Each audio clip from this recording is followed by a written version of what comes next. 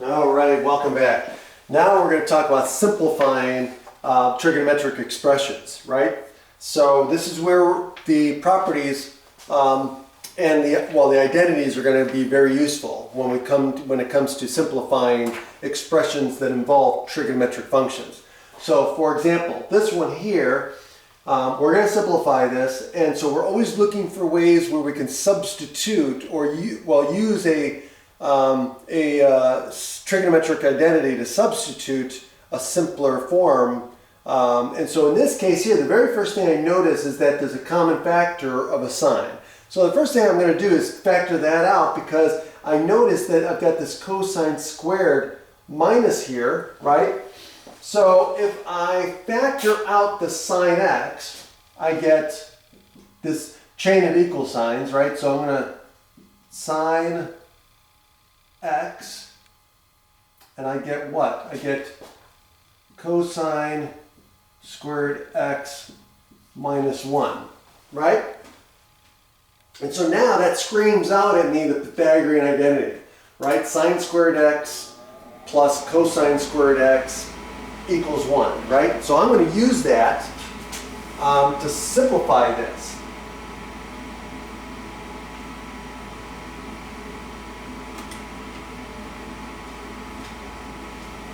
So this is going to simplify to what? Well, this is going to simplify this to sine squared x, right?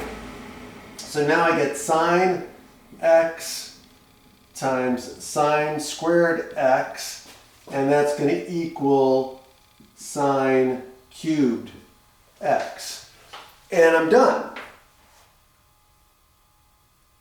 Okay?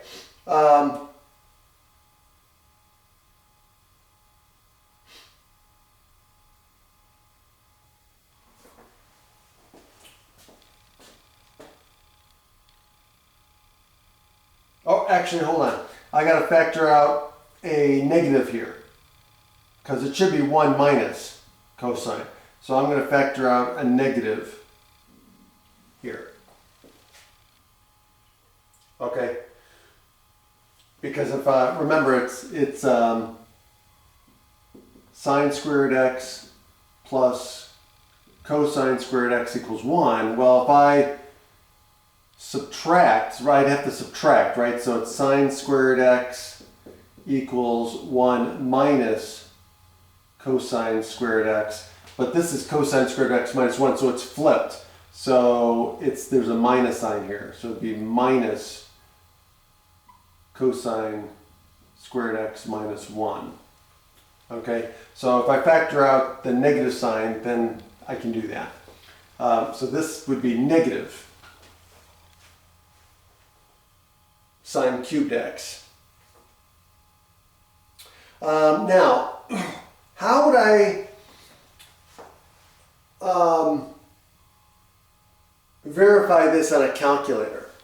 Okay, I want to show on a calculator that this is the same as this. What I would do is I would graph them both. Like, for example, you can graph this on your graphing calculator in one color. You can graph this on your calculator on a different color. Or you can graph this using a different type of line. Okay. For example, you could use for like line style. Okay, so you could use the line style for this one, and then for this one you could use path style when you're graphing it. Okay, when you graph it, what you'll see is they should basically, well, not basically, but they should form the same graph, right? So the graphs should be right on top of each other. That's how you would know that it's the same. Now again, make sure you play with the window. You want to make sure that you have the correct window when you're graphing these. Okay, so again, it should be on the window where you see the graph, and one graph should be right on top of the other graph, and that's how you show that they're both equal. So again, you're going to graph both of these on your graphing calculator. Okay, all right, cool. I'll talk to you later, and we'll do a checkpoint.